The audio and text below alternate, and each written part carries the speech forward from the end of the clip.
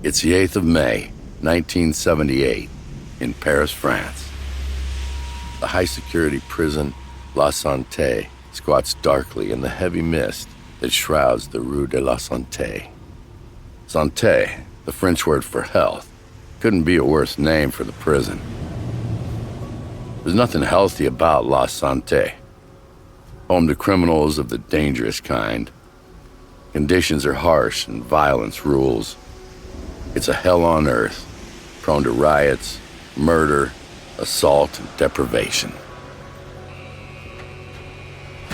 The kind of place even the most hardened criminal would love to get away from.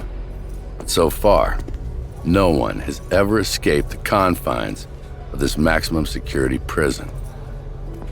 Today, Jacques Mérine plans to change that. He has no intention of serving another day of the 20-year sentence that he's gotten for murder, kidnapping, and armed robbery. The 5 years he's already wasted in here have been far too long. Known as France's public enemy #1, Mérine is a thief, a kidnapper, a killer, and a serial escape artist. If he wasn't already locked up in France, he'd also be wanted by the forces of Canada, Spain, and Switzerland. Right now, this charming, notoriously violent, dark-haired Frenchman is following a guard through the corridor on his way to meet with his lawyer. His heart is beating uncharacteristically fast, not because of the meeting, but because he's about to prove his worth again. He'd been working on this plan a long time. Everything has to go just right. Before the guard leaves them to their meeting, Mérine asks him to get a folder he's accidentally left with the inmate in the cell next to his. Guard hesitates, but Mérine is nothing if not persuasive. He needs the folder for this meeting, he says. Reluctantly, the guard agrees. And so it starts. The lawyer lays her briefcase on the table between them. Clicking both locks open, she raises the lid, looking at him cautiously. If this gets out, she'll be disbarred, she reminds him. He reassures her he will never betray her trust. As she turns the open case to face him, he beams. With a serpent smile, he lifts 2 guns, one in each hand, holding them gently, as though he's just been reunited with an old lover. Also in the case is a length of climbing rope and a grappling hook, everything he needs for the escape. She's done well.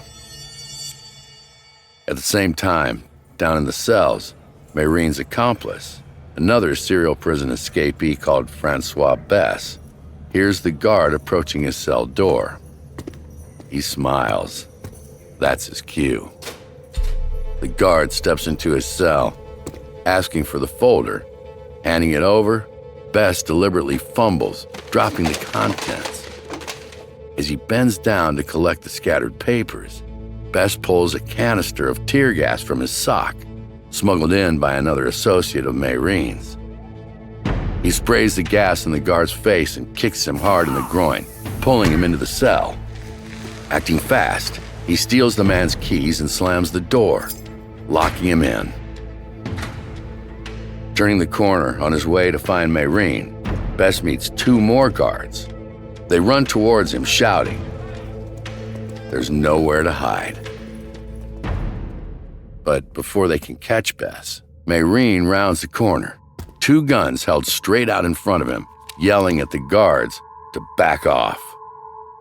A shot fired in the air convinces them he means business. In moments, the 2 wardens are stripped of their uniforms and the escapees have their new disguises. On Mérine's orders, Bess releases another prisoner from his cell and bundles the now derobed wardens inside. Mérine tells the prisoner that he will be their cover, playing the convict, while Bess and himself play the guards. In return, they'll help him escape. It's too good an offer to refuse. Using the stolen keys, the trio let themselves into the main prison courtyard. There's just one guard on duty here. A building contractor is also in the open space, working at the top of a tall ladder. Turns out, that's a stroke of luck they hadn't been banking on.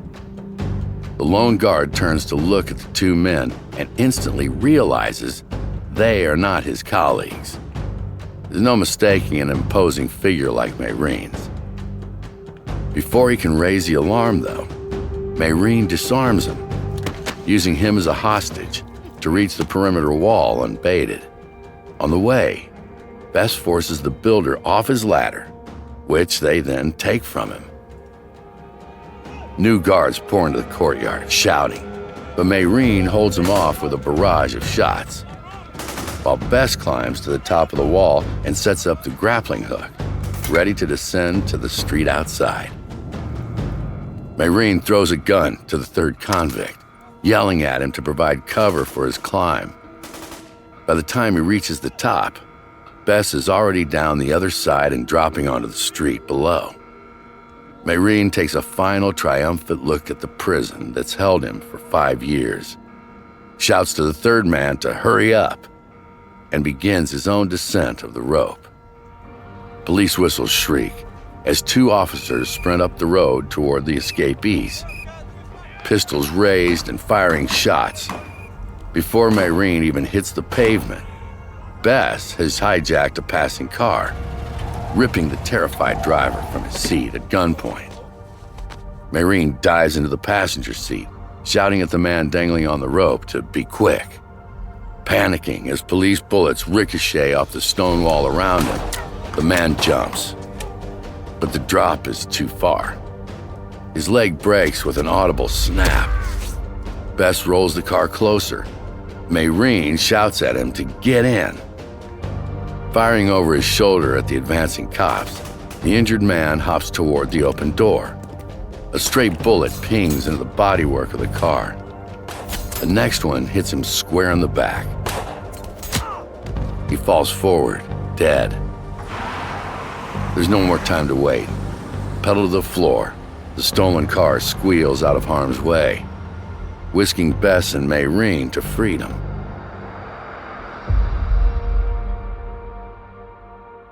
This marks the first ever successful escape from La Sante and secures Mayrine's status among the public and press alike as a legend.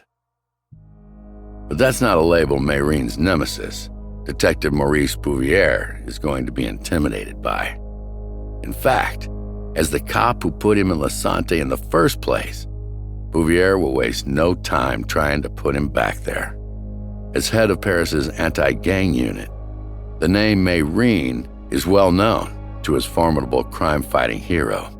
In fact, when Bouvier arrested him 5 years ago, back in 1973, Mayrine had made him a solemn promise: the next time we meet, the one who shoots first will win. Sure enough, the next time Mayrine and Bouvier do meet, the gangster's fateful prophecy will come true.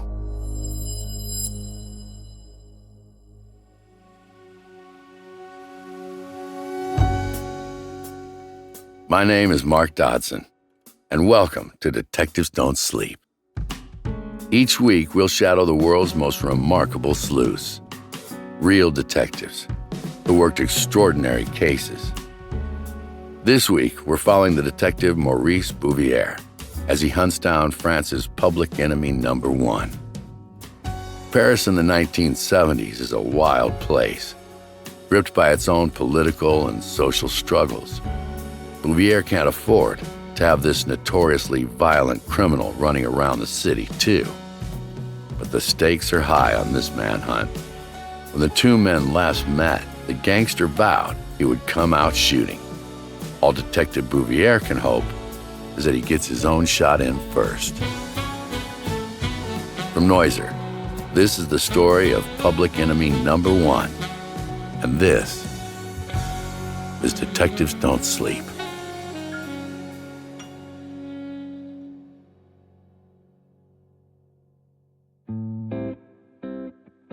As an eminent detective in the Paris police force, Maurice Bouvier is not only well respected, but has built a reputation as a fiercely intelligent, tenacious, and determined crime fighter. He's been in charge of the anti-gang unit for long enough to have brought down some of France's worst offenders. He's perhaps best known for catching the men who tried to assassinate President de Gaulle back in 1962. There's not many that can outsmart him, but the gangster, Jacques Mérine, has been an almost constant thorn in his side since the 1970s. Now, just because Mérine's public reputation paints him as some kind of French Robin Hood, don't be fooled into thinking that Detective Bouvier is therefore the hapless sheriff of Nottingham. On the contrary, Detective Bouvier is frequently referred to as the real-life Inspector Maigret, the broad-shouldered, gruff, pipe-smoking fictional detective in 75 novels created by Georges Simenon. Now, Detective Bouvier is equally as broad-shouldered and gruff, and he also smokes a pipe.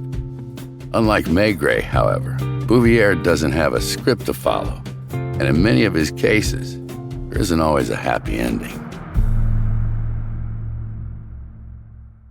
As soon as the news comes out that Mérine has escaped from the inescapable prison, Bouvier and his team swing into action. It was Bouvier who put him in La Santé in the first place, and the past 5 years, with Mérine safely under lock and key, have been blissfully quiet. Helicopters are scrambled immediately, scouring the area surrounding the prison, searching for the stolen car and its occupants. 50 officers, accompanied by teams of sniffer dogs, have all been drawn into a manhunt covering all quarters of the French capital. But there's no sign of the escapees. Bouvier realizes they'll need to settle in for a much longer pursuit. Within days, every known accomplice, friend, or former lover of both convicts is put under surveillance. So too are numerous brothels across the city. After 5 years inside, Detective Bouvier presumes that both men will seek out the company of women soon enough. He also knows they will probably need money, which means Mérine will want to pull a heist quickly too. They pepper the newspapers with descriptions of the two men, appealing for any information as to their whereabouts. Television news broadcasts feature warnings not to approach these dangerous convicts, especially public enemy number one, Jacques Mérine. No one comes forward with any help to find the fugitives. Even tried and tested police informants are no use. They all know of Mérine, of course, but he spends little time mixing with common criminals. He's always above all that. As the weeks march on with no hint of where he's hiding, Detective Bouvier becomes increasingly frustrated. Most people might assume Mérine would lay low for a while, but Bouvier knows him too well. Mérine lives for the thrill. It won't be long before he pops up again. Okay, now you may be feeling like Jacques Mérine's reputation is being a little overblown here. I mean, what does a guy even do to earn the handle public enemy number one? To understand him, we should look at some of the events which shaped his life. Jacques Mérine was born on December 28, 1936, the second child in a fairly ordinary working-class family. Aside from witnessing the horrors of the German invasion of France during World War II, his childhood wasn't especially traumatic. By the time Mérine hit 20, though, France was caught in a brutal struggle of its own. War had broken out in the French colony, Algeria, in 1954. It was a dirty fight between the French government and the Algerian National Liberation Front, who wanted independence from their French colonizers. Conscripted to serve in 1956, Mérine arrived in Algeria as a commando, undertaking anti-guerrilla duties, mostly the torture and execution of members of the Liberation Front. His experiences in that conflict shaped the violent criminal he would go on to become.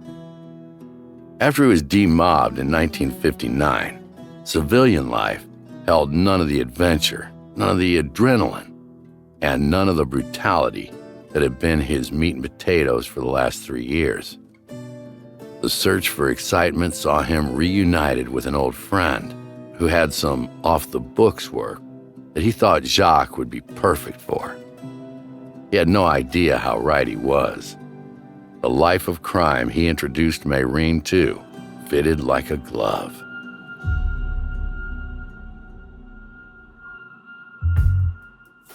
During this time, Mayrene learned to transform his appearance too. The simplest of changes worked best. A mustache here, some spectacles there, small but very effective changes allowed him to play any character he chose. As he ramped up his own criminal pursuits, he perfected his chameleon-like ability to hide in plain sight. And that skill carried him through numerous bank heists, casino robberies, and thefts from private businessmen. By the time of his incarceration in Lasante, he actually had around 20 bank robberies attributed to him, and they were all pretty bold ones. His most reckless signature move is to rob 2 banks simultaneously. He'll attack a bank on one side of the road, running out with the loot. Then, while police are scrambling to the first bank, he'll cross the road and rob one on the other side, right under their noses. Double the jeopardy, double the money, and most importantly, double the thrill. Okay, now, Mayrene has always painted himself as a revolutionary hero, a one-man rebellion against the corrupt bourgeois state. He defends his thefts, saying he only steals from bigger robbers, banks, corporations, and casinos. He genuinely thinks he's doing France a favor by attacking the state. It's this unparalleled arrogance that has riled Detective Bouvier ever since he first met Mayrene back in 1970. It's one thing getting away with all these audacious heists, but Bouvier has seen a far darker side to Jacques Mayrene, a side fed by his certainty that he's someone to be admired and feared in equal measure.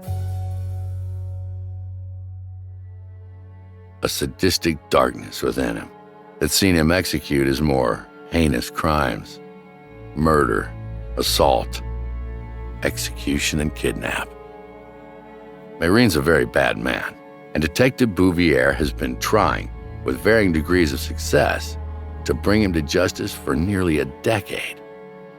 The trouble is, even the most inescapable prison doesn't seem to be able to hold him for long. And with every escape, Mayrene's fame and confidence grows, and Detective Bouvier finds himself back in square one. Yeah, Mayrene may consider himself a hero, but as far as Detective Bouvier is concerned, he's a ruthless, self-obsessed criminal. He now has to rely on Mayrene's arrogance to draw him out into the open again.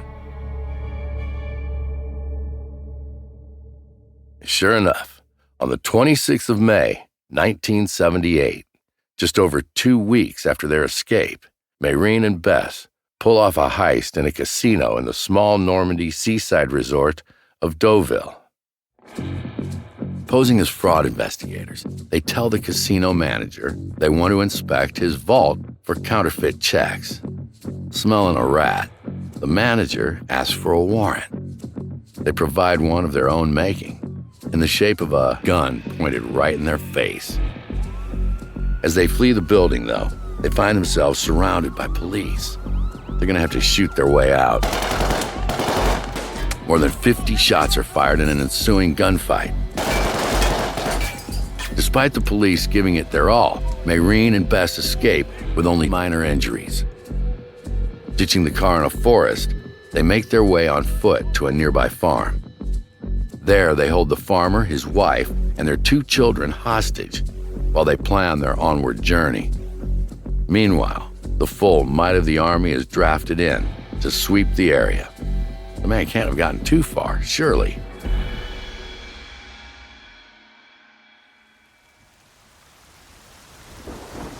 As heavy rain shrouds the deepening night, soldiers are posted to block all routes out of the area. If Mayreen tries to leave, they're ready for him. As the night progresses, over 300 guardsmen comb the forest area where they discover the abandoned car, but find no sign of the thieves. Roadblocks are set up. Every farm track and back road will be monitored. Mayreen will not evade them, not this time. But as dawn breaks, the officers manning the roadblocks are beginning to lose heart. Most of the drivers are angry to be stopped, and no one has seen the crooks. Despite searching every trunk and back seat, every truck and van, there's been no sign of the elusive Mayreen or his accomplice. At one checkpoint, a Peugeot 504 saloon car is waved to a halt in the queue. At the wheel, looking nervous, a local farmer, Daniel, winds his window down. The officer leans in. "Have you seen these men? Anything strange on the road?" Daniel shakes his head, no. They ask his wife in the passenger seat.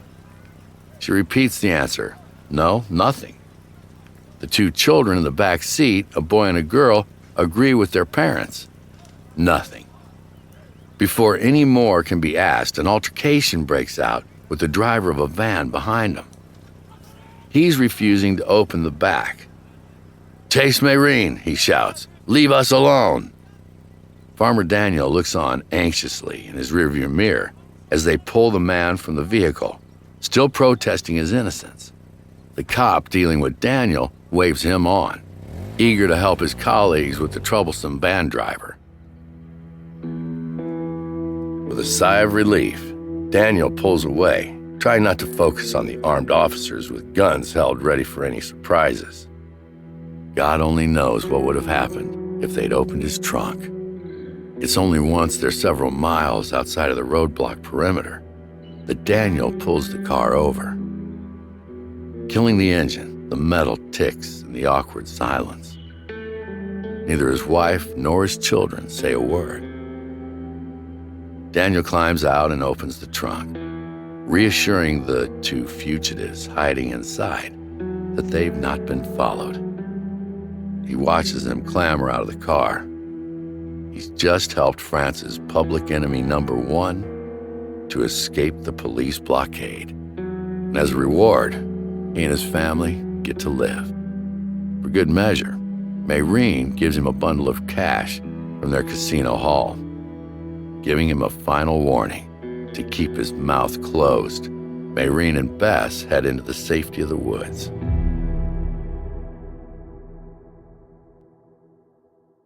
Despite hundreds of soldiers searching, despite sniffer dogs and helicopters, despite every resource being thrown at the hunt for Mayreen, they find nothing.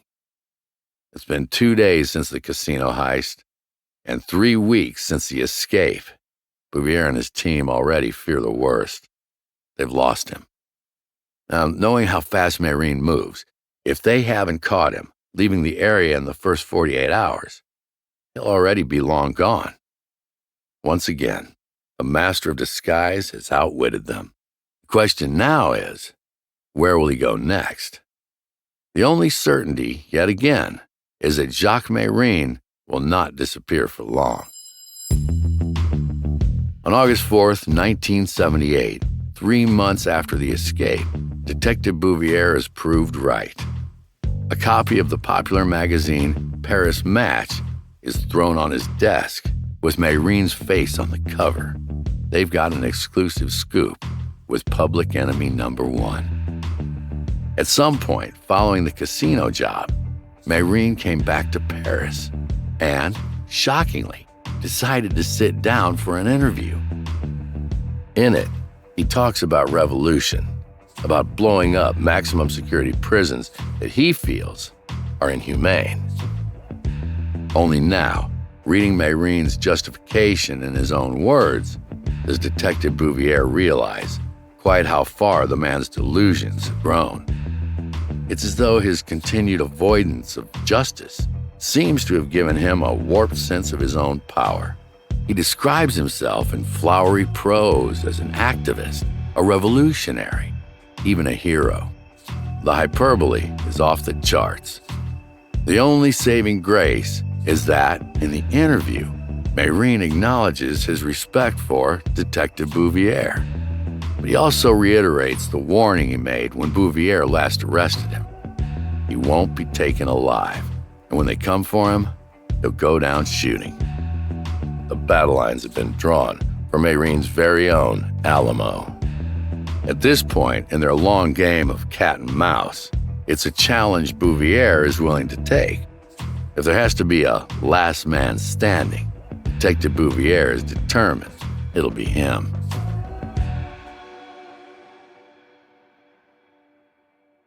While the Paris match interview causes ripples, reinvigorating the public and media interest in Mayreen, the trail goes cold again. The interview was recorded at least a month before its publication, and now Mayreen has gone uncharacteristically quiet. But the fact that he's still at large, in Paris, is making a mockery of Bouvier and his team.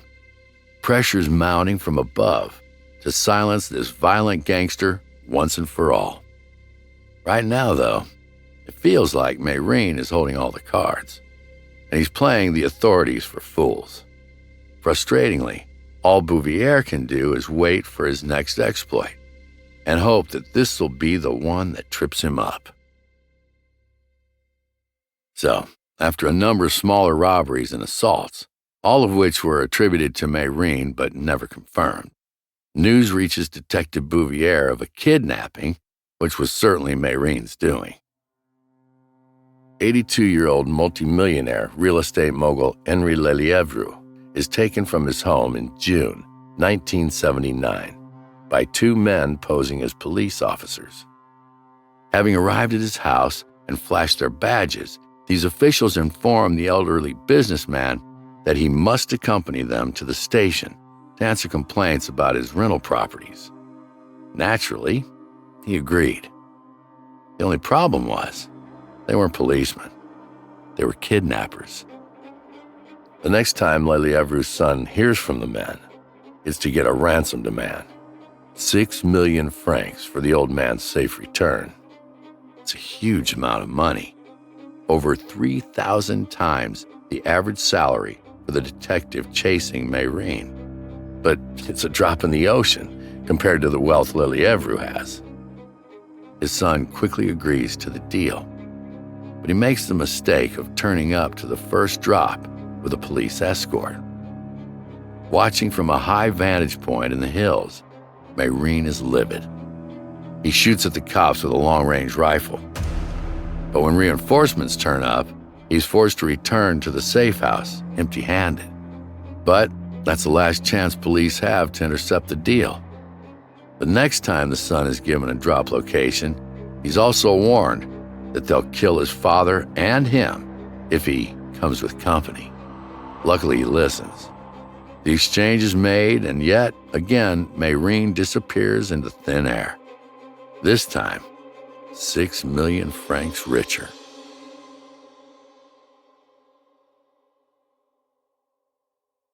As the year progresses, Mayreen continues clowning for the press, taking pleasure in taunting the police. The articles mostly paint him favorably. His character as a lovable rogue and a gentleman thief is fast becoming part of French folklore. In each piece, he reiterates his threat that he's going to dismantle the bourgeois state and that he'll shoot it out with anyone who tries to stop him. Quote, "Nobody kills me until I say so," he proclaims, with his trademark arrogance. But not all journalists are so smitten. A former cop turned recorder, Jacques Tellier, pushes an article in the far-right newspaper Minute, which is hugely disparaging. In it, he claims Mayreen has no loyalty and always betrays his friends and associates. Well, that's more than Mayreen's pride can take. He offers the journalist a scoop, a face-to-face meeting to get to know the real Mayreen. It's hard to understand what Tallier could be thinking when he agrees to the clandestine meeting. Perhaps it's the lure of the cash a scoop like this would generate. Whatever convinces him to meet with Mayrene, it's a huge mistake. On the 10th of September, 1979, Mayrene and an accomplice, Charlie Bauer, lead the journalist to a remote location, deep inside a cave. Instead of giving him an interview, Mayrene treats him to some of the torture he learned in Algeria. Finally, after Bauer tells him to stop the vicious beating, he shoots the man 3 times. Once in the arm to stop him writing trash, once in the face to stop him talking trash, and once more in the leg for good measure. The only mistake Mayrene makes is to presume the reporter is dead when they leave him in the cave. Against the odds, Tallier survives the attack, and the information he's got finally marks the beginning of Mayrene's downfall. Detective Bouvier, under huge pressure to remove Mayrene from the streets altogether, pushes the stricken journalist for every detail. And now, he gets 2 major breakthroughs in his hunt. It turns out that Mayrene's associate in the attack is also known to the police. Charlie Bauer is an old friend of Mayrene's from one of his stints in a maximum security prison. He's immediately placed under close surveillance. The second useful detail that Tallier provides is the registration of the car that Mayrene used to abduct him. That information allows Detective Bouvier to trace the owner of the vehicle, a woman called Sylvia Jean-Jacques. And it doesn't take Bouvier long to learn that Sylvia is Mayrene's lover. Examining the car's details, they find that Sylvia has several parking tickets linking her to a specific area of Paris.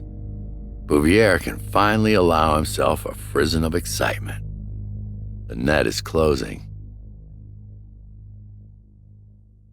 A round-the-clock operation to watch the area where Sylvia's car was ticketed begins. And it's not long before Charlie Bauer is seen entering one of the tenement buildings they're watching. Problem is, there are a lot of apartments in that building, and going in without knowing if Mayrene is even inside would tip him off too soon. For now, they must sit tight and watch. This is Bouvier's best chance in a year and a half to catch the gangster. He's throwing everything at it. Over 80 detectives, including armed response teams, are involved in the stakeout, working shifts to ensure Mayrene doesn't escape again. It's important to say here, too, that Mayrene's reputation with the press has taken something of a nosedive. Whatever his colleagues think of Tallier as a journalist, Mayrene's attack on him is seen as an assault on one of their own. As Mayrene's star starts to fade and support for his antics wanes, the coverage becomes increasingly negative. He no longer has the press's devotion. To an ego like Mayrene's, it must be unbearable. Feeling the tide turn against him, maybe he's not so unstoppable after all. On the 31st of October, Lady Luck smiles on Detective Bouvier's surveillance team. One of the officers on stakeout had previously seen Mayrene in person during one of his many court hearings. The master of disguise may have changed his facial appearance, but his powerful physique is instantly recognizable to the cop, and he's looking at him right now. This is their chance. The covert officers shadow Mayrene and his girlfriend, Sylvia, all the way home. With the location confirmed, the building is put under the tightest surveillance possible. From now on, no one comes in or out without being monitored. 2 days later, on the 2nd of November, 1979, Bouvier's patience is about to be rewarded. The eminent detective has chased, hunted, and stalked Mayrene on and off for nearly a decade. It's been a hell of a dance, but now it must come to an end. With dozens of armed officers hiding in cars, vans, trucks, and buildings, Bouvier is absolutely certain that Mayreen cannot leave the property without him knowing. Right now, Bouvier is in his car on the road opposite Mayreen's apartment block, waiting patiently. Because today is the day, he's had a tip-off that Mayreen is planning to leave the city for a weekend in the country, and he's not about to let that happen. The sting is set, and as soon as Mayreen leaves home, the chase will be on. The radio in Bouvier's hand crackles. One of his officers has just seen the door to Mayreen's tenement block open. Out steps Sylvia, her miniature poodle clutched under her arm. She steps out onto the pavement, looking both ways. Cautiously, she heads off towards the corner. Every step is watched by the officer hiding in a small tarp-covered truck. She's moving now, looking all around her, he reports. Sylvia checks back nervously, as though she's waiting for someone. And then the officers spot him. Disguised he may be, but it's clearly Mayreen. He, too, steps out of the house and sets off slowly, following Sylvia. Radios crackle as the hidden officers trail their progress along the road. He's heading towards you, sir. At the corner now. The policeman, hidden in the small, tarpaulin-covered truck, holds his breath. Mayreen is right there, on the other side of the thin fabric layer. What if he recognizes it as an undercover vehicle? The officer inside quickly silences his radio. He can't afford for this violent criminal to overhear any chatter. With a quivering hand, the officer raises his weapon, pointing it at the place beyond the tarpaulin, where Mayreen is currently standing. He's ready to strike if Mayreen rips the cover back. But departing footsteps tell him the danger is past. By the time the cop plucks up the courage to glance out of the window, again, there's no sign of either Mayreen or Sylvia. They've completely disappeared. He turns his radio back on, admitting to Bouvier that he's lost the sight of the target. Bouvier is livid. What does he mean they've disappeared? Before the shamed officer can reply, a rolling garage door in the building behind the truck clicks into action, grating as it slides up its runners. From the subterranean garage, a gold BMW emerges, nosing out onto the street. Behind the wheel is Mayreen. Boom! The radio jumps to life. Mayreen's on the move. Detective Bouvier starts his own engine, ready to follow once the BMW passes.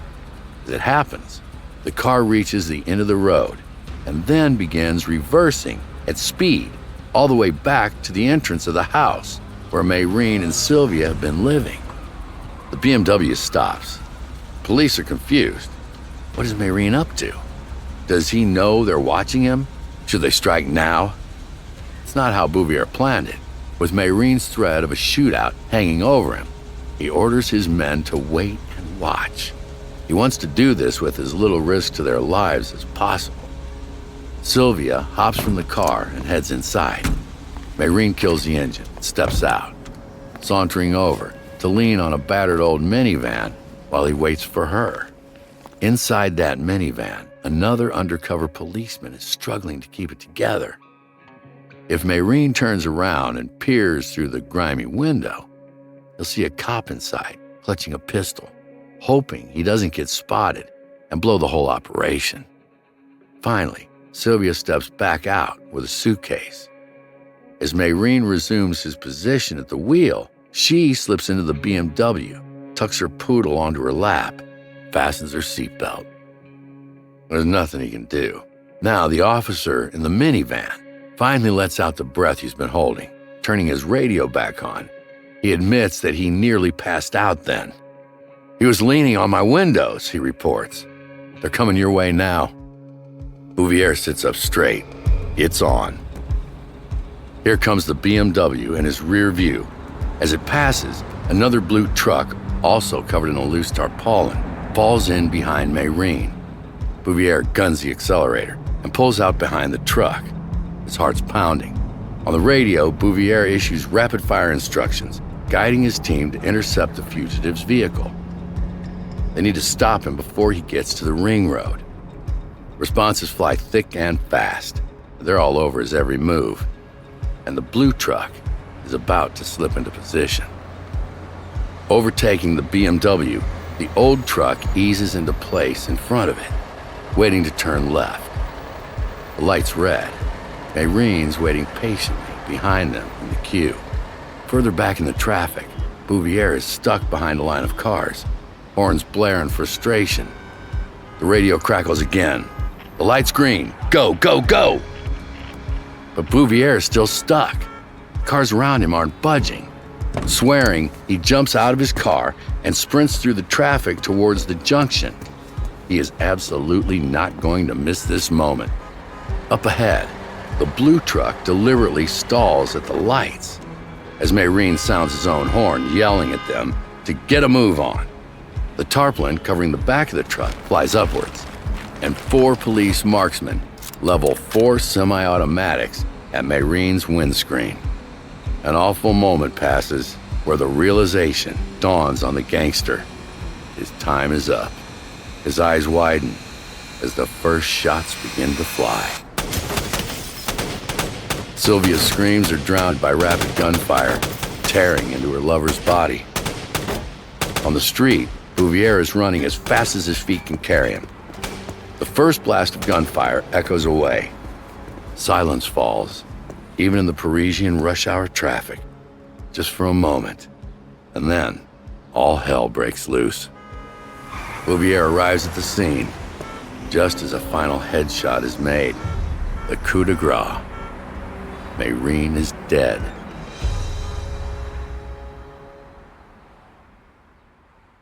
As his officers pull an injured and screaming Sylvia from the car, Bouvier leans in to check Mayrene. No sign of life. It's finally over. The legend has fallen, and he was right. They didn't take him alive.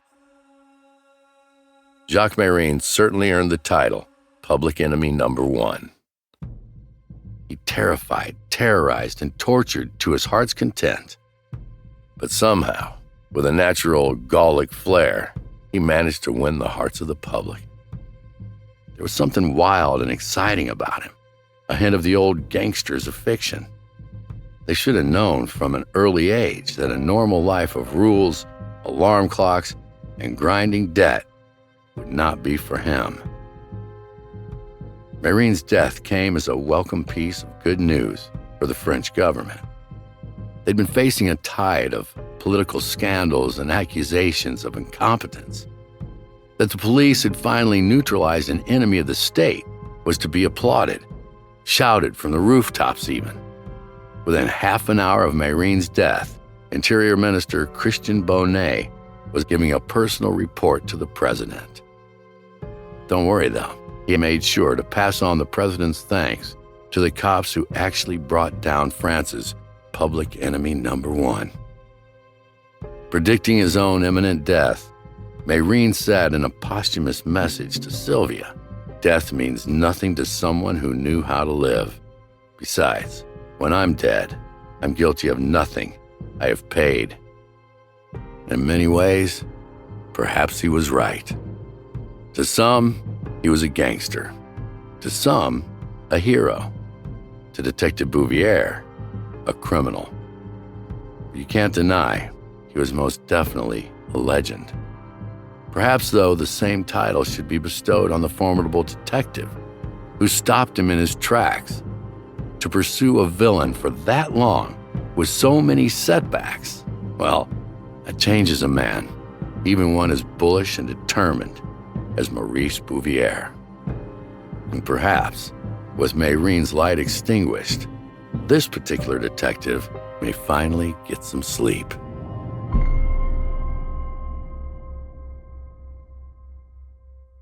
Next time on Detectives Don't Sleep, we travel back in time to Victorian Manchester for a baffling mystery that could have been penned by Sir Arthur Conan Doyle himself.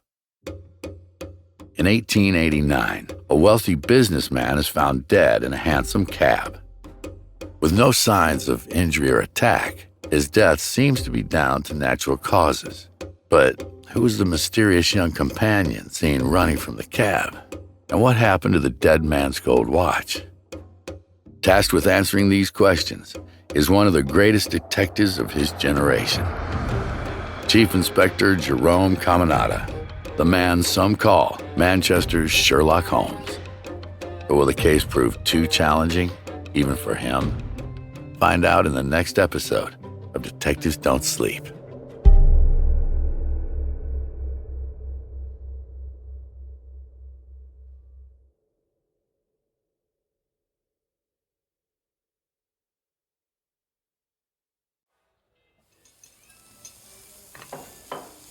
It's Sunday, September 24th, 1972, in Houston, Texas.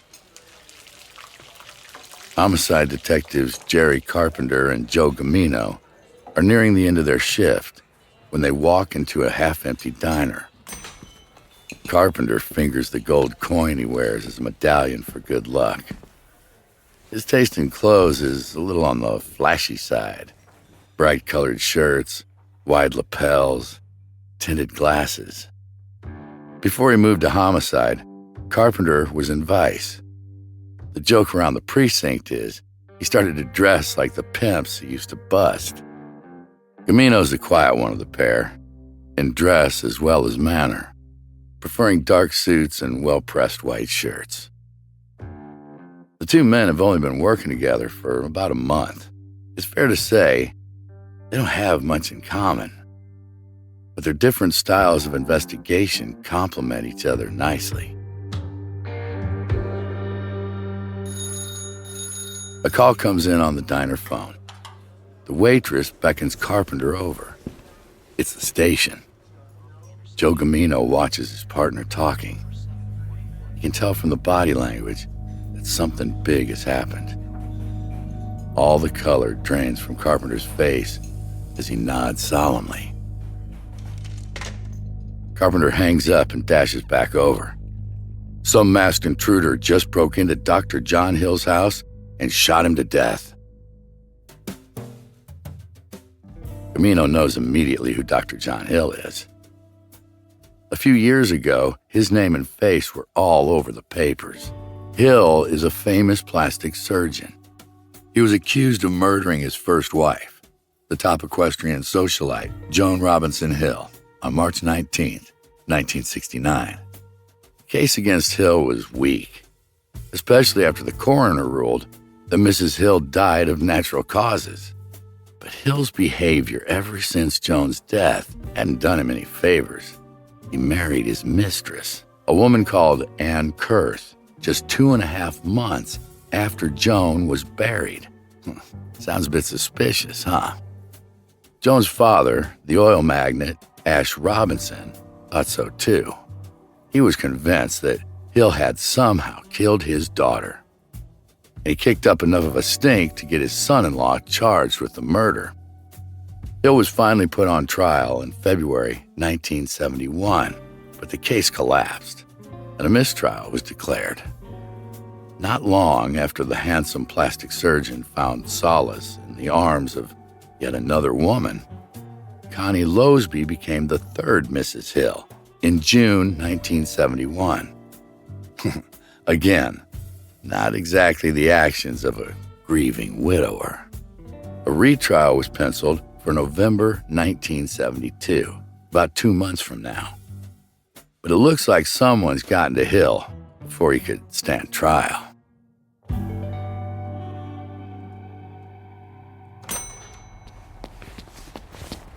The two detectives run out to their unmarked blue Plymouth. A few minutes later, around 8 p.m., they reach River Oaks, the elite neighborhood where Dr. Hill lives, or, well, rather lived. They speed down Kirby Drive, an opulent boulevard of white colonial-style mansions approached by long, curving driveways. Number 1561, the Hill family home. It's one of the grandest residences on a street of Southern Gothic palaces. A line of columns stretches across the immaculate facade.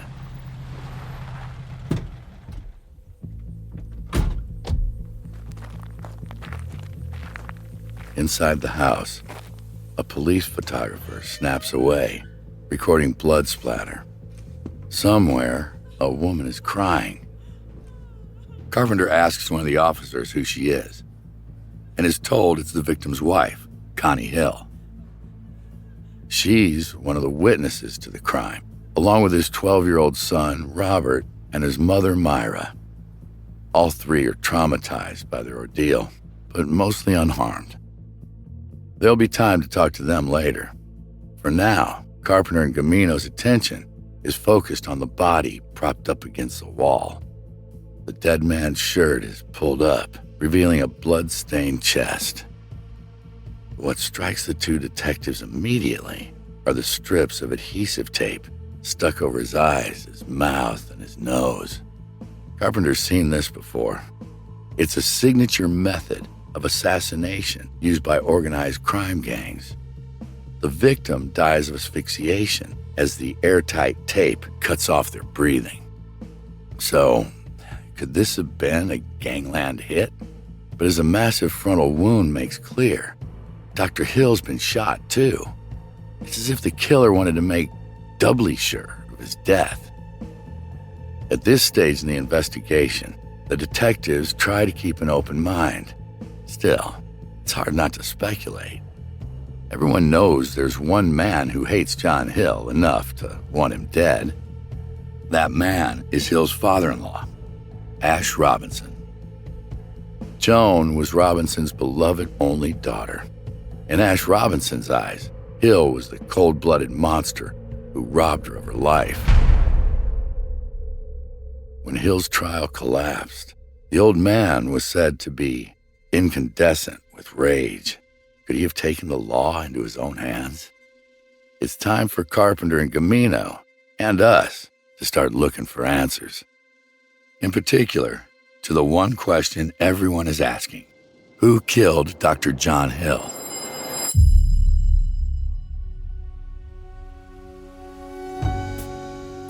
My name is Mark Dodson, and welcome to Detectives Don't Sleep. Each week, we'll shadow the world's most remarkable sleuths, real detectives who worked extraordinary cases. This week, we're in Texas, in the company of homicide detectives Joe Gamino and Jerry Carpenter, as they investigate the brutal slaying of a noted plastic surgeon back in 1970s Houston. At first, it looks like a burglary gone wrong. But could the secret to this murder lie in the mysterious death of the doctor's first wife 3 years earlier? From Noiser, this is Texan Money, Texan Murder, and this is Detectives Don't Sleep.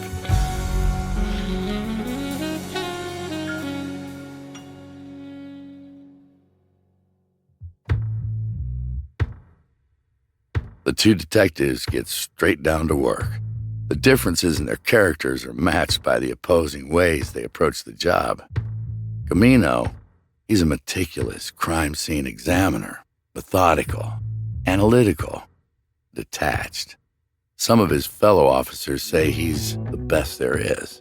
Carpenter, on the other hand, is good with people, building trust, taking witness statements, encouraging them to open up. His skill is reading people and knowing how to adapt his demeanor to whoever he's interviewing. Carpenter starts by talking to the doctor's widow, Connie. Right now, Connie is in a terrible state. Seems like she really loved the guy. Carpenter does his best to calm her down. Eventually, Connie's tears subside. She's able to give a statement, telling him that she and John had been out of town for a few days until this evening. They were supposed to be in Las Vegas for a plastic surgeons conference, but on impulse, the two of them had decided to go to San Francisco instead. Connie tells Carpenter how when they returned, she leapt out of the taxi and ran up to the house, eager to see her stepson, 12-year-old Robert. John's mother, Myra, had been babysitting. Connie had pushed her face up against the glass panel at the side of the door to peer inside.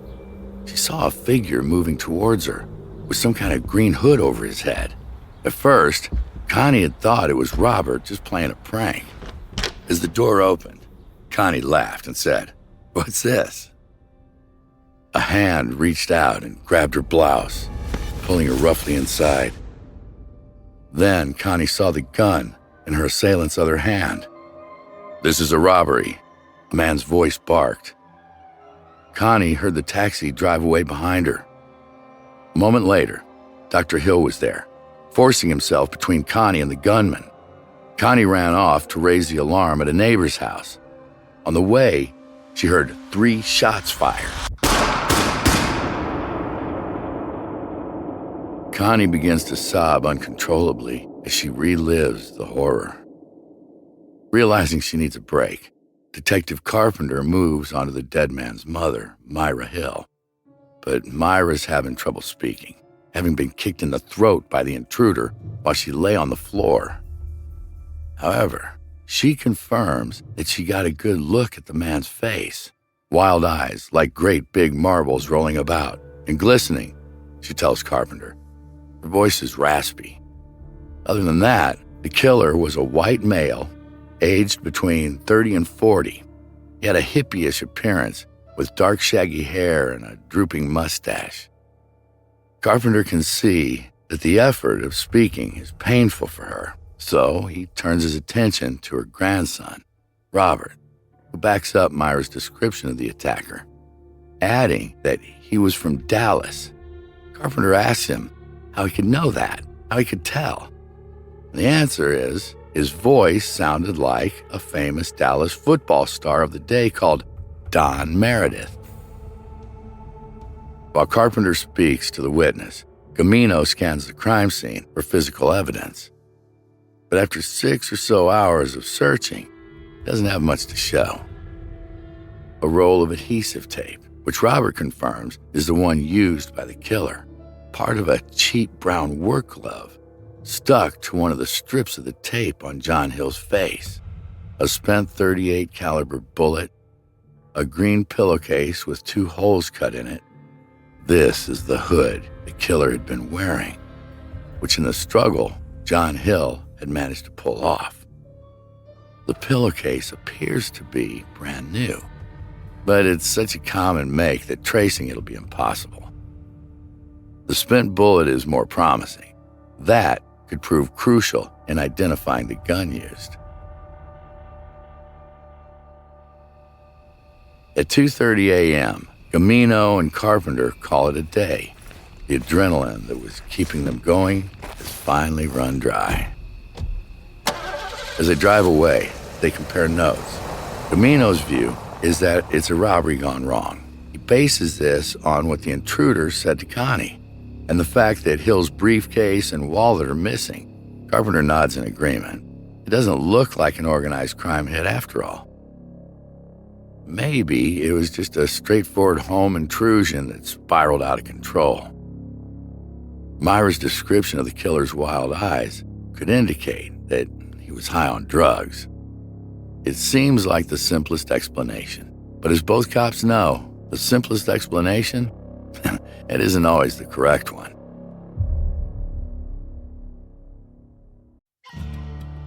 This May, on the Noiser Podcast Network, Real Vikings concludes as the epic excursions of the Norsemen culminate in a monumental showdown. On Short History Of, we'll witness the world-changing events of the Spanish Civil War and uncover the real James Bond. On Real Survival Stories, a remarkable tale of escape from a devastating earthquake in China and an extraordinary encounter with a humpback whale. And in Sherlock Holmes' short stories, we're amidst the misty expanse of Dartmoor for one of Conan Doyle's most beloved works, The Hound of the Baskervilles. Get all of these shows and more early and ad-free on Noiser Plus. And by the way, A Short History of Ancient Rome. Noiser's first book is out now in paperback, available in all good bookshops.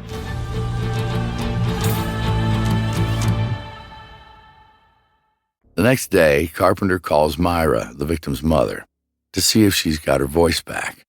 Her throat still hurts, but she's finding it easier to speak. She's got something she wants to get off her chest. When the intruder was tying her up, she tried to scare him off by saying, "Dr. Hill will be here in a moment." It was meant to be a threat. The guy was unconcerned. "That's all right. I'll be ready for him," he said, almost as if he was expecting Hill. Almost as if Hill was the reason he was there. There's another thing, too. The day before the attack, a man had telephoned the house, asking if Dr. Hill was there. Myra told him that Hill was due back around 7:30 p.m. the following day, Sunday. The same man then called again on Sunday, shortly before the intruder forced his way in. And now that she's found her voice, Myra has plenty to say about who she believes is behind John's murder. Ash Robinson. Obviously, Robinson did not commit the murder himself. Myra and Robert would have recognized him if he had. But men like Ash Robinson, they don't do their own dirty work. Later that day, Carpenter and Camino pull up outside Ash Robinson's house and just sit there watching. It's not likely they expect him to give himself away. They just want to let him know he's on their radar. From the movement in the curtains, it seems he does. Okay, so why not just knock on his door and talk to him? Because they know, and he knows, that in Houston, a man like Ash Robinson is pretty much untouchable. Unless you've got cast iron proof, don't even bother ringing the doorbell.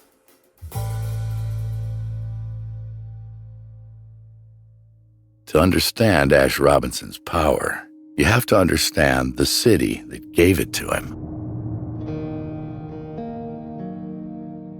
Houston is built on oil money, with more refineries and petrochemical plants per square mile than anywhere else in the world, and arguably more billionaires too.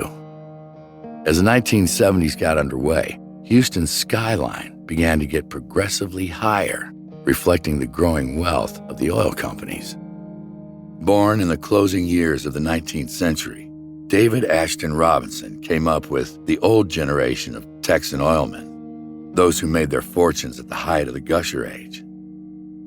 They were men of the earth, with gnarled fingers and visionary gaze. The early oil industry was a brutal business. Death was ever present, either through accidents or the settling of scores. This was the world that Ash Robinson moved and thrived in. Wealth brought power, naturally, the power to influence politicians and intimidate public officials. When his daughter Joan died, Robinson kept up a relentless campaign, bullying and cajoling the DA into charging John Hill with her murder. Robinson was convinced Hill had killed Joan, and he had the force of personality to persuade others. So, did Dr. Hill kill his first wife? It's a good question, but unfortunately, there's really no definitive answer. There were 3 separate autopsies carried out, producing 3 different results. The first pathologist to examine her body believed she died of pancreatitis. But then after conducting his own examination, the coroner disagreed, citing hepatitis instead. Even a forensic pathologist brought in by Ash Robinson failed to come to a conclusion about the cause of death, saying that Joan Robinson Hill died as the result of an acute inflammation of some sort, the origin of which I cannot determine. There was simply no evidence of foul play, which made the case against Hill difficult to prove. The DA's office had to resort to charging him with the highly unusual crime of murder by omission. Negligent homicide, in other words. The argument was that he was her physician as well as her husband. He should have taken better care of her. A number of incidents were cited. For example, when he finally accepted that Joan needed emergency care, he drove straight past the world-beating Texas Medical Center, opting instead to take her to a much smaller and less well-equipped hospital twice as far away, even driving his car at a snail's pace. The prosecution's case was that this showed a callous indifference that contributed to Joan's eventual death from natural causes. Bizarrely, their problem arose when Hill's second wife, Ann Kurth, claimed in court that he had confessed to her that he poisoned Joan. Now, while this might sound good for the prosecution, that simply wasn't what Hill was charged with. Plus, there was precisely zero evidence to back it up. Her testimony led to the case falling apart. Ash Robinson was assured there'd be a retrial, but there seemed to be little appetite in the DA's office for what was likely to be another costly failure. Robinson could read the writing on the wall. The lawyers were shaping up to kick the Joan Robinson Hill case into the long grass. So, could Robinson, in his frustration, have hired a gunman to mete out Texan justice? Now, there's just one problem. Everyone who knows the family agrees that Ash Robinson doted on his grandson, Robert. It just doesn't make sense that he would inflict such a traumatic ordeal on him, even potentially endangering the boy's life. Still, though, maybe there's something in it. Maybe Robinson's hatred of his son-in-law outweighed his love for his grandson.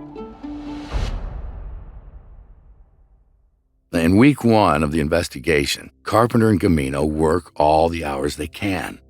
Gamino goes back over the crime scene, relentlessly searching for any clues he might have missed. Carpenter leans on his informants. With a murder as audacious as this, somebody's got to know something. Before the week's out, one of Carpenter's snitches comes up with a name for him. Lila Paulus. Now, you're going to want to remember that name because it becomes important later in this investigation. Paulus is known to the Vice Squad as an alleged madam. The informant doesn't say for definite that she's had anything to do with Hill's murder, just that she knows people who do this kind of thing. But before the detectives can get around to interviewing her, they get their first major breakthrough. An 8-year-old child finds a briefcase and some bushes not far from the murder house. Carpenter and Gamino hot-foot it over. Medical documents inside the case identify it as belonging to Dr. John Hill. Carpenter scours the ground nearby in the hope of discovering Hill's wallet. Instead, he spies a metallic cylinder sticking out of the wet mud. The detective reaches down and pulls up a .38 caliber snub-nosed revolver. Carpenter calls out to his partner, "Hey, Joe, I think we just got lucky." The gun is taken off for testing at the ballistics lab. After 3 days, the result comes in. They found the murder weapon. It turns out to be registered to one Dr. Orrin Staves. The two detectives are intrigued. Another doctor? Could Hill's death have nothing to do with Ash Robinson after all? Maybe some kind of professional grudge has escalated into murder. Carpenter and Gamino drive over to Dr. Staves' practice and show him the gun. Yes, it's his, but he claims it was stolen from him about 6 months ago by a sex worker called Dusty. And no, he's never heard of Dr. John Hill. The detectives are inclined to believe him. There's something about his candor when he's boasting about his frequent use of sex workers that gives his story the ring of truth. Carpenter pushes Dr. Staves for Dusty's real name. The doctor's not sure, but he thinks it might be Marcia McKittrick. Carpenter runs a check through criminal records. Sure enough, a 22-year-old sex worker called Marcia McKittrick had been arrested in Houston in 1971. Marcia's mugshot comes in. Her file gives an address for her parents. Carpenter and Gamino waste no time in driving out to the Houston suburb where they live. Marcia's mother, a nursing assistant, tells a sad but familiar story. She's basically a sweet, loving girl. Somewhere along the line, she just got mixed up with the wrong people. She elaborates that these new friends of hers got her hooked on heroin. Carpenter believes Marcia's addiction may be relevant to the case. He knows people suffering from addiction will sometimes do anything for money, even murder. But none of the witnesses to Hill's murder mentioned seeing a woman. The person who pulled the trigger was a man. The question is, what, if any, is the killer's connection to Marcia? Given the world in which she lives, the most likely answer is he's her pimp. Carpenter calls in some favors from his informants. He discovers that Marcia recently hooked up with a new pimp, some guy by the name of Bobby V something. It's not much to go on, but it's something. Months pass. We're now into 1973. Gamino and Carpenter are tireless in their search for Marcia McKittrick and Bobby V. They drive thousands of miles all around Texas, following up every lead, but without any luck. Then, in the spring of 1973, Gamino and Carpenter's luck changes. One of Carpenter's informants gives him Bobby V's last name, Vandiver. Carpenter checks the records. He discovers Vandiver is a known felon with a record for burglary, including one outstanding charge for possession of burglary tools in Houston. They track him down and bring him in for questioning.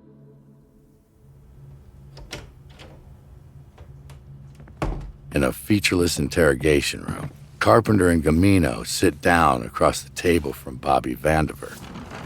It's the first time they've come face to face with the man they believe killed John Hill. Vandiver's body language is arrogant. He has a cocky smirk on his face as he nods in sarcastic greeting. The two cops' different personalities come out in how they interact with Vandiver. Gamino's polite, respectful, making sure to call him Mr. Vandiver. He plays it by the book. Carpenter, on the other hand, talks to Vandiver as an equal. He calls him Bobby. They talk about sex workers they've both known, though in Carpenter's case, always as an arresting officer. They swap stories and laugh at each other's jokes. One of the names Carpenter drops into the conversation is Dusty. Vandiver blanks it. Maybe he knows her as Marcia McKittrick. Vandiver shakes his head. For a while, Detective Carpenter plays along, continuing to regale Vandiver with anecdotes from his time in Vice. Then, when Vandiver has dropped his guard, just about as low as it can get, Carpenter hits him with the big one. His expression becomes deadpan, his voice cold, detached, as suddenly, out of nowhere, he asks, "Did you kill Dr. John Hill on September 24th, 1972, here in Houston?" Vandiver protests his innocence. He was in Dallas that day and has witnesses who can confirm it. Carpenter suggests that if that's the case, Vandiver will have no objection to taking part in a police lineup. That evening, Vandiver fidgets nervously as he stands in the middle of a lineup. John Hill's mother, Myra, is led along by Jerry Carpenter. She looks searchingly into each man's face. The moment of her ordeal comes back to her, but she's not afraid. Nah, she's angry. She stops in front of Vandiver and whispers into Carpenter's ear, "That's the man. There's no doubt in my mind. The detectives take their suspect back into the interrogation room. Vandiver maintains his innocence. So how does he explain Myra picking him out? She's crazy, he says. Camino goes over what they already have. They know Marcia McKittrick, a.k.a. Dusty, provided the murder weapon. They also know Vandiver was Marcia's pimp, even though he denies it. Camino explains how the legal system works in cases like this, where there are multiple defendants. It's all a matter of who gets down with us first. When and if we get Marcia, and she gets down, then it'll be rough on you. But Vandiver remains tight-lipped. Then Carpenter has an idea. It's a long shot, but with Vandiver holding out, what does he have to lose? He takes a pencil and scribbles 2 dots on the desk, about 6 inches apart. Here's you, he says, pointing to the first dot. He writes Bobby over it. Then he points to the other dot. And here is Dr. John Hill. Carpenter then draws 2 more dots in between the first 2. He connects Bobby's dot to the one next to it with a line. This is Marcia McKittrick, he says. His pencil hovers over the final unidentified dot. Then suddenly, a name that came up early in the investigation pops into his head. He presses the point of the pencil down hard until it breaks. And this is Lila Paulus. Vandiver is visibly taken aback. Oh, wow, he says. You know her name? Throwing out Paula's name was a complete bluff. All that Carpenter knew was that Marcia was a sex worker, and Lila Paulus was alleged to be a madam. So there's a good chance their paths had crossed. But the bluff works. After a couple of hours sweating, Bobby asks to see the DA. In exchange for a lighter sentence, Vandiver spills everything. He admits to being Marcia's pimp. Through Marcia, he met Lila Paulus and even stayed at her house several times. One day, Paulus offered him $5,000 to kill Dr. Hill. Marcia would act as the getaway driver. In his statement, Vandiver says, "She told me the contract was on a doctor who had killed his wife, and that it was the wife's father who was wanting him dead." Vandiver doesn't mention Ash Robinson by name, but it's clear that that's who he's referring to. So that's it, right? The case is wrapped up. They've got Vandiver's confession. He's given them 2 of his accomplices and all but names the man who ordered the hit. Not so fast. There's an inconvenient Texan law that a defendant cannot be convicted solely on an accomplice's statement. It has to be corroborated by other independent evidence. The detective's next task is to find that evidence, and meticulous Detective Joe Gamino is the man to do it. Gamino's received records of Lila Paulus's long-distance calls from Southwestern Bell Telephone. He takes Vandiver through them, identifying a number of calls made shortly before the day of the murder. Vandiver confirms that they are to airlines and hotels checking up on Hill's movements when he was supposed to be in Las Vegas for the Plastic Surgeons Conference. Vandiver and Marcia even traveled to Las Vegas themselves to carry out the hit there, but came back to Houston when they realized Hill and his wife weren't at their hotel. Now, the detectives have everything they need to go after Lila Paulus. On April 25th, 1973, Paulus is arrested by a posse of 9 armed lawmen.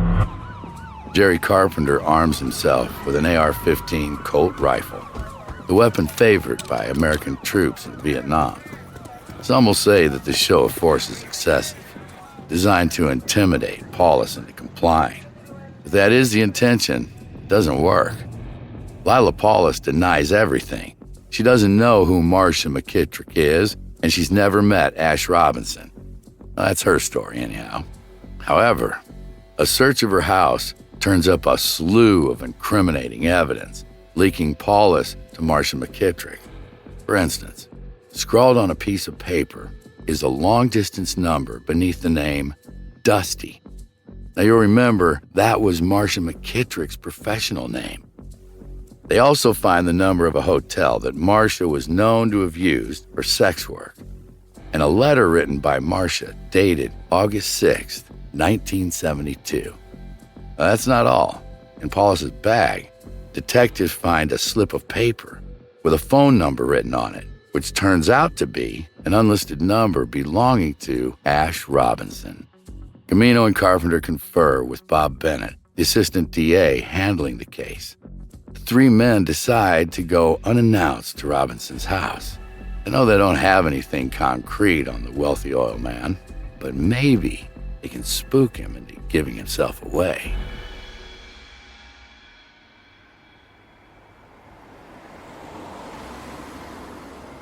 It's close to midnight when they reach Robinson's mansion. Ash Robinson himself opens the door, wearing his pajamas. Camino gets straight to the point. We have just arrested your friend Lila Paulus for the murder of John Hill. Then after a beat, he adds, and we think you might have something to do with it. Robinson smiles, unconcerned. He recognizes a bluff when he sees one. They can get nothing out of him apart from, well, boys, I wouldn't know anything about that. It's time for them to go. On the way out, Robinson threatens to sue them for slander if they repeat their unfounded allegations. With Lila Paulus refusing to cooperate, the detectives don't have anything other than circumstantial evidence linking him to the murder. The DA's office decides that it's not enough to charge a powerful man like Ash Robinson. The next link in the chain is Marcia McKittrick.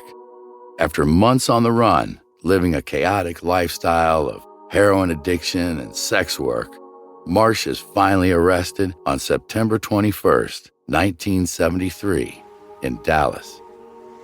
Camino and Carpenter drive 260 miles to pick her up. On the way back, Marcia passes out in the back of the detective's Plymouth. She's in the throes of drug withdrawal. There are dried vomit stains down the front of her dress. Her face is puffy. Her makeup is smudged. Her hair is a tangled mess. Carpenter can't help feeling sorry for her. The detectives interview her in the same bland interrogation room where Bobby Vandiver confessed. Her statement corroborates his, but there's one difference. She actually names Ash Robinson as the party who stumped up $5,000 to have Dr. John Hill murdered. According to Marcia, Lila Paulus acted as the intermediary in the deal. There's only one problem with her confession. At that time, she's a heroin addict, desperate for her next fix. Can anything she says be believed? But there's so many details that are consistent with Vandiver's statement. Details she would have no way of knowing unless she was in on the murder plot. The detectives in the DA's office are convinced her testimony will hold up in court. We're still in September 1973. The date for Bobby Vandiver's trial is approaching. The trial at which he will plead guilty in return for the lighter sentence he's been promised. But then, the trial unexpectedly gets pushed back to April the next year. It's at this point that Assistant DA Bob Bennett makes a fatal blunder. Bennett's built up a good rapport with Bobby Vandiver. He trusts him. So much so that Vandiver is out on bond, living under a false name in a Houston motel with his girlfriend, Vicky. He tells Bennett, "I won't run, Bob.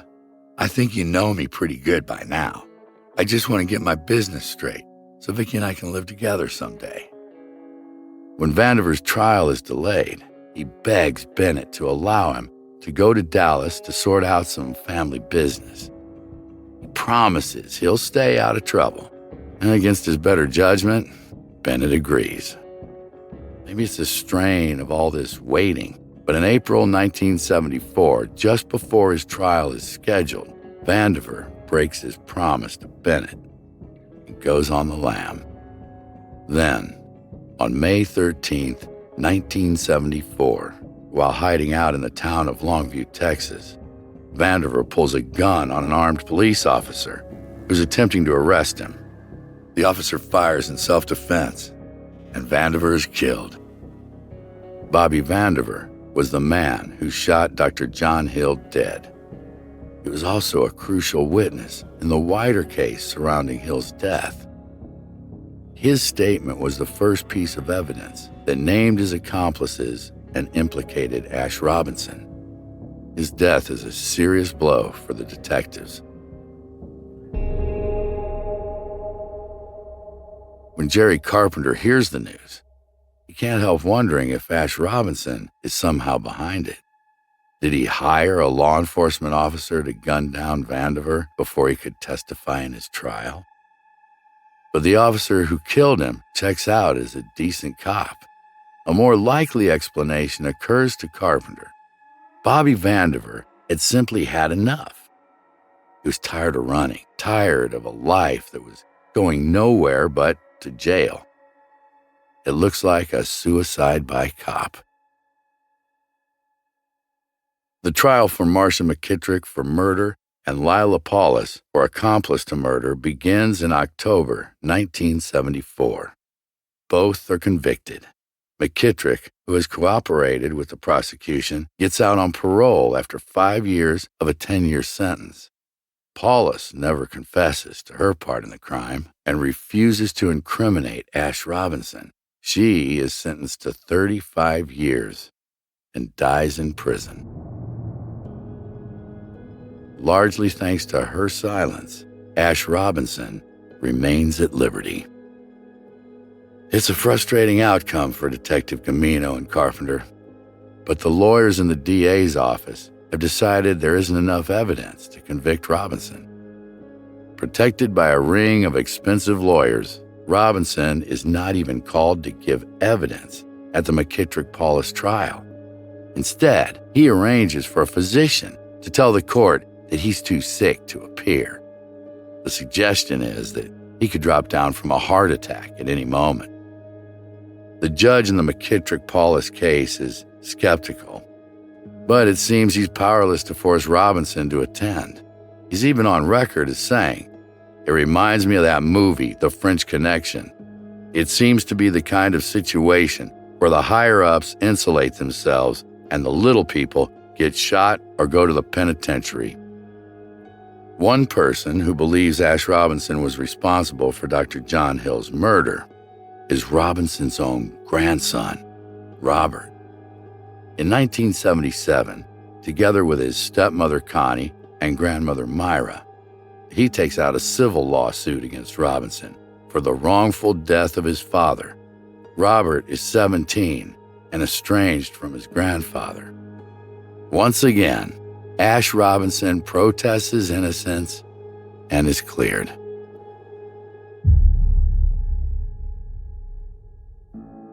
Robert's own view on his family's tragic history is revealed in a United Press International article in 1985. Ash gives lots of people the impression he's a charming old man, a grandfather who loves his grandson. Well, I'm wise to that image. If I saw him face to face, I'd probably say something like, "Why'd you kill my father? Why'd you ruin our lives?" The murder of Dr. John Hill is Joe Gamino's last case as a homicide detective. He leaves the department and starts a new assignment, training rookie cops. Maybe it's disillusionment over not being able to nail Ash Robinson. Or maybe he just wants to bring on future generations of detectives. who will be as meticulous as he is. At the time of the McKittrick-Paulus trial, Detective Carpenter hears that there's a gangland contract out on him. He's advised to keep a low profile. That's not his style. He attends the trial every day, daring his would-be assassins to do their worst. They never do. Carpenter transfers from homicide to the Special Crimes Unit in 1976 and retires from the force in 1991 after 30 years as a cop. The murder of Dr. John Hill will remain the most memorable and high-profile case in his long career.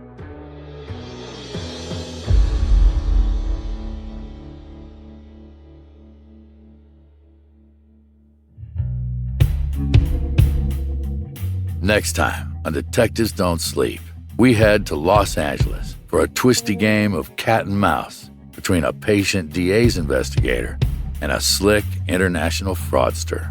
In 1997, Detective George Mueller is on the trail of a ruthless and potentially violent conman called Christopher Rocancourt. With none of Rocancourt's wealthy victims willing to give evidence against him, Detective Mueller has to find a creative way to bring the criminal to justice. But it seems that Rocancourt is always one step ahead. Every time the detective gets close to catching him, the elusive conman slips out of his reach. And when Rocancourt calls Mueller to taunt him, he crosses a line that makes the detective more determined than ever to catch the king of La La Land. That's next week on Detectives Don't Sleep.